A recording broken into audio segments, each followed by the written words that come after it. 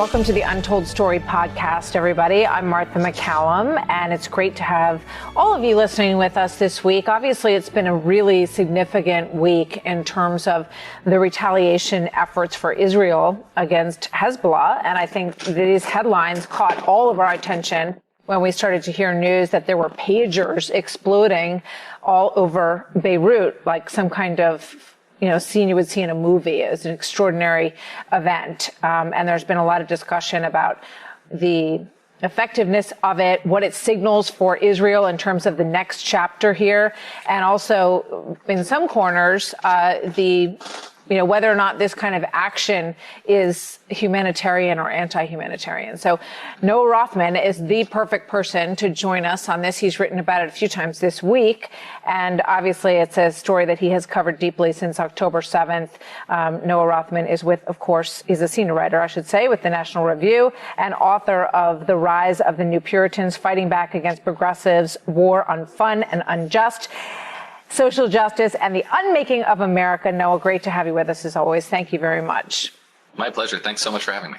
So let's go back to when you first got word that this was happening. I saw it sort of splash across my phone in a notification that there were pagers exploding all over Beirut in the hands of Hezbollah operatives. What did you think when you heard this? The first thing I thought was Israeli intelligence, which is itself a coup. The very fact that your instinct is to say, well, this must be a coordinated intelligence operation by one of the most sophisticated intelligence agencies on earth is precisely the effect that the IDF wanted to have, Israeli intelligence facade. And it seems to have had precisely the intended psychological effect. Hezbollah officials told reporters, they're very loquacious. They talk to reporters often. They called this themselves the, quote, biggest security breach they had experienced since the October 7th attacks, which inaugurated these hostilities. Hezbollah has been firing on Israeli positions indiscriminately since the October 7th attacks. Roughly 5,000 missiles have landed on Israeli territory in the interim. And it tells you that Israeli intelligence kind of has their mojo back. And the October 7th attack was itself a spectacular intelligence failure, and it really shook the conscience of Israeli citizens. In the interim, in the days since, we've had several spectacular operations. This is only the latest. In July, Faoud Shakar, who's a Hezbollah senior commander in Beirut, who's implicated in the 1983 Beirut barracks bombings in which 241 American personnel died. He was killed in an operation in which he got a secret phone call, and the phone call told him to go up to the 7th floor of the building he was in, and then a missile hit the 7th floor of the building. Very small footprint to that operation. The same could be said for the operation that took out Ismail Haniyeh, Hamas commander, who was in a diplomatic safe house in Tehran, and they blew up his room. No one else. This, too, is so discriminate, such a small footprint to this attack, that the objections to it seem to me very misplaced.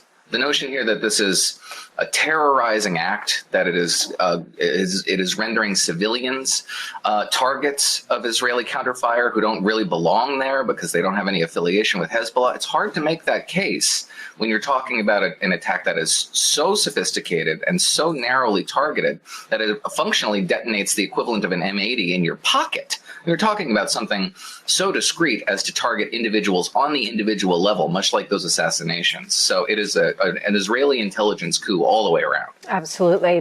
Not long before October 7th, I attended an off-the-record briefing for reporters here in New York that was, all of the top officials, including the prime minister, were there, and they were talking about their abilities that they were very proud of in terms of their intelligence and what it allowed them to do in terms of taking out terrorists who were trying to attack them. And one of the things that was brought up by someone in the room was that they had this capability of basically dropping a weapon through the ceiling of a building and getting it to the second floor to target exactly that person. And they were clearly very proud of their ability to do these things. And as you point out, significantly, October 7th really was devastating to their sense of how strong they were, how effective their ability to see what was coming really was. And so this all happens. These very highly evolved techniques are happening at a time when Netanyahu is under so much political pressure in his own country. And there's even suggestion that Yoav Gallant, his defense minister, might be separated from the administration. What impact do these attacks have on that political situation in Israel, would you say? Wow, I don't know how much stock to put into those rumors that Gallant is on the outs. Who knows? It might have been a feint. And we don't know what the information environment is like right now because given the sophistication of this attack, you can't suggest that Israeli sophistication on the information warfare space isn't anywhere less sophisticated. It may very well be. Nevertheless, you're right. Netanyahu is facing a lot of domestic pressure, particularly from the Israeli left, which is a denuded force, but broadly to see through to a conclusion the ground operations in Gaza, a successful conclusion that liberates these 100 some odd hostages who are still in Hamas captivity, and also to return the 100,000 or so Israelis who have been forcibly evacuated under Hezbollah fire from their homes in the north of the country. To not return them to their homes is to functionally cede Israeli territory to an Iran-backed terrorist group. That's the kiss of death for an Israeli government. An Israeli government would not survive that situation. Indeed, the attack on the Druze children in July, in which a Hezbollah missile fell on a soccer field and killed 12 Druze children, not Jews. The Druze are a Christian minority, mostly. But they demanded a profound response, an overwhelming, forceful response against Hezbollah, and they didn't get it. What they got was these pinprick attacks on high-ranking targets and now Hezbollah fighters on the ground. That seems to have satisfied many for some time, probably, because it was so spectacular and so sophisticated, but it won't achieve a strategic objective that Israel needs to achieve, which is why I kind of thought, and I think many thought, that this operation and the subsequent operation in which walkie-talkies, which were also compromised, also blew up in Hezbollah hands the day after, was prelude to a ground operation. We expected this to be the beginning of something that they could take advantage of. These fighters are disabled, thousands of them, we hear, and they won't be disabled for long. Hezbollah is estimated to be able to field something like 40 to 50,000 fighters. So you still have a pretty significant fighting force they can bring to bear if they wanted to. But we haven't seen any indication from either in information in open source intelligence or movements on the ground that the Israeli forces are prepared to conduct ground operations in Lebanon yet. This may be an opportunity, creating an opportunity for everybody to back away, maybe introduce some space for a negotiated settlement of this conflict. At least that would be the hopeful outcome. We just simply don't know, but there's a window that has been opened here, and Israel has a very short time to exploit it before we settle back into the status quo that has characterized this region since October 7th, which is an untenable status quo from the perspective of Israeli citizens. So one of the issues that has come up is whether or not the return of those 100,000 many families all from the north of Israel who have lost their homes and been evacuated from that area ever since just after October 7th, whether or not their ability to return to that area is now part of the potential negotiation, that it would include the dismantling of Hamas and their ability to attack Israel, the return of the hostages, and also the return of the 100,000 back to northern Israel. Is it your understanding that it is now all three of those things that hang in the balance in a deal? And is that something that is going to be very tough news for these hostage families? Well, I certainly can't speak to whether or not those are the terms of negotiations that are ongoing, for example, in Qatar. I don't know. And I wouldn't be able to speculate. It is reasonable to assume that those are the objectives that the Israeli government shares. But will those be acceptable terms to Tehran? And Iran is who we should be talking about here. Hezbollah fighters don't blow their nose without looking eastward to Tehran. The same could be said for Hamas, the Houthis, the Shiite militias in Syria and Iraq. Iran is pulling the strings here. And would they be amenable to seeing one of their geopolitical chess pieces taken off the board in the form of Hamas? Would they be willing to accept a settlement that allows Hezbollah, for example, or forces Hezbollah, for example, to retreat north beyond the Litani River, which is where they were when Israel occupied the south of Lebanon? I doubt it. I highly doubt it. I really don't think that this conflict in southern Lebanon in particular, but certainly in Gaza, is resolved without further fighting. The battlefield is too fluid for these parties to this conflict to sit down at the negotiating table with resigned to concessions. I think everybody still thinks that they can fight this out to a draw, at least on the Iranian side and the terrorist proxies that orbit around it.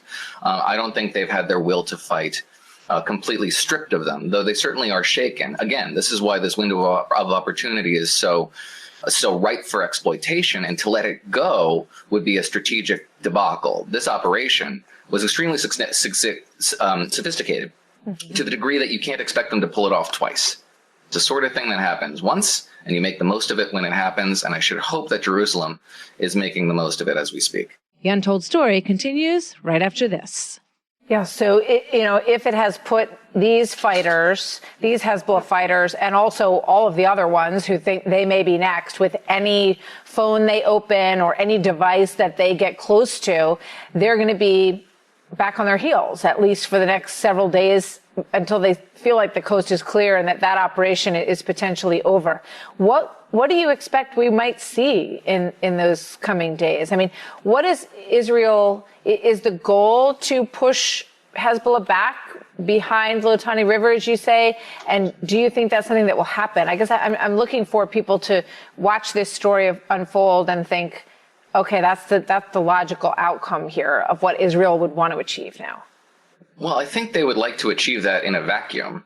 I don't know if they're willing to incur the risks and the potential costs from that operation. It's not 2006 anymore, which was the last time Israel engaged in major ground operations in southern Lebanon. Hezbollah fighters, as I said, number around 40,000, 50,000. But they also have 150,000 rockets and missiles trained on Israeli targets, including the city of Tel Aviv. They are minutes away, and they could break through the Iron Dome, and they can do incredible damage to Israeli urban centers.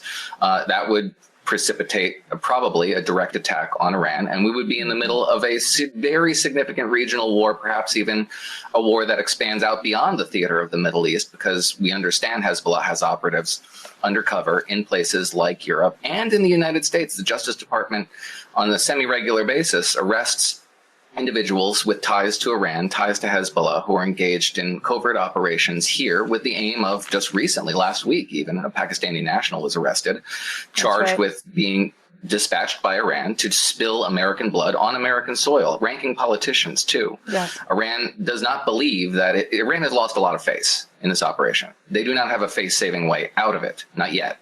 And they're going to try to find one. And the prospect of an open conflict with Israel presents that. I would be very nervous about that prospect. I don't think Israel wants it. I'm not sure Iran wants it. I don't think they believe the regime would necessarily survive, for example, direct conflict with the United States. I think they believe they could endure a conflict with Israel. But a lot of variables are introduced if you get into the prospect of a regional war. It's something that I think probably all parties are disinclined to pursue, which is why I'm not sure Israel will take maximum advantage of this opportunity. There were some reports that they pulled the trigger on this because it was compromised, because it was about to be found out. And that suggests that the timing of this, if that report is accurate, that the timing of this was not optimal, and that there are a lot of parts and pieces that are not necessarily in place yet to maximize Israeli advantage. And in that sense, this could be a strategic failure. It's a tactical success in all terms. It will never not be a tactical success. But as a achieving the strategic objectives Israel needs to secure, beyond sowing dissension and sowing fear in the ranks of Hezbollah, which is not nothing, it does not return Israeli citizens home. It does not end the war in Gaza. It does not reduce the threat posed by Hezbollah missiles. And only, I think, the IDF can do that.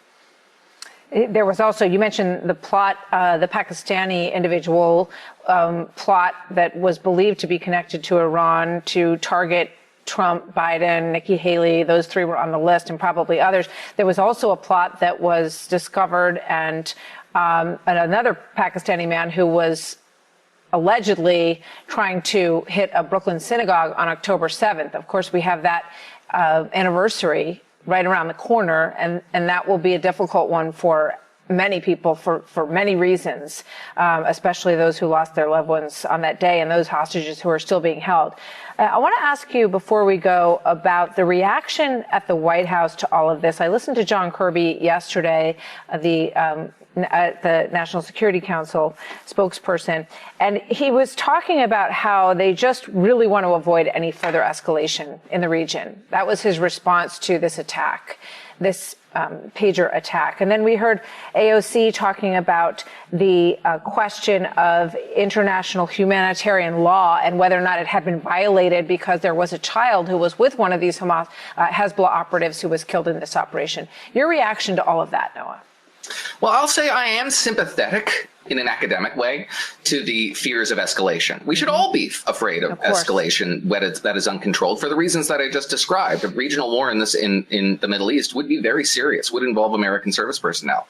But their fear of escalation in the Biden White House has prevented them from pursuing, much less achieving, American strategic objectives, not just in the Middle East since October 7th, 2023, but in Europe, where Russia is engaged in a war of conquest and subjugation against Ukraine. They consistently invent red lines for Putin that are inviolable, only to be eventually violated with no consequences, where they relent and say, oh, okay, well, you can have this weapon system or this weapon platform that you needed 2 months ago. Now it's too late, but you can have it now. That has typified their approach to that conflict since February 2022.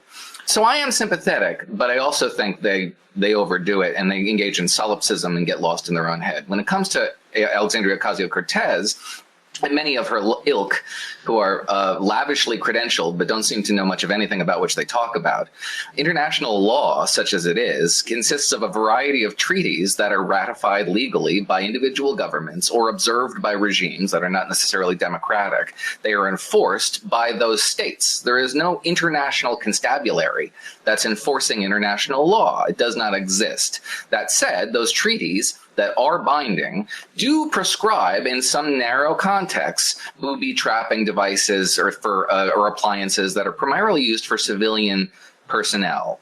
It only restricts, keyword restricts, the use of booby trap devices against military, legitimate combat targets, military targets. You know what an exception to that rule would probably be? Encrypted communications devices that are assigned directly to fighters in a terrorist organization for use in combat operations against a foreign army like Israel. That is completely within the bounds of the laws of armed conflict, the rules of armed conflict, such as they are. And to suggest that Israel is engaged in some kind of a humanitarian, a gross violation of humanitarian rights is just nonsense, and it demonstrates how hostile they are to the exercise of Israel's right to self-defense anywhere and everywhere. We're talking about a foreign state, a sovereign state with control over its borders and a internationally recognized government that just happens to host a terrorist organization that's lobbing missiles at another sovereign state. What would you call that besides an act of war? And those pagers were purchased for the purpose of allowing them to talk to each other without their opposition getting wind of what they're talking about. These were not just their personal cell phone that they happened to be using to talk to their family. These devices were given to them for the purpose of carrying out their mission, essentially. Which, makes them like a radio, base in World War II, something akin to that. Noah, thank you very much. It's always good to have you with us. My pleasure. Thank you. That is the Untold Story for today, joined by Noah Rothman, senior writer at the National Review. His latest piece, Their Problem Is That Israel Won't Roll Over and Die, as we continue to watch this conflict in the Middle East. Our thanks to Noah Rothman. I'm Martha McCallum. We will see you next time. You've been listening to The Untold Story with Martha McCallum. Don't forget to subscribe on Apple Podcasts or wherever you listen. Make sure to rate and review. For more podcasts, go to foxnewspodcast.com. Listen ad-free with the Fox News Podcast Plus subscription on Apple Podcasts, and Amazon Prime members can listen to this show ad-free on the Amazon Music app.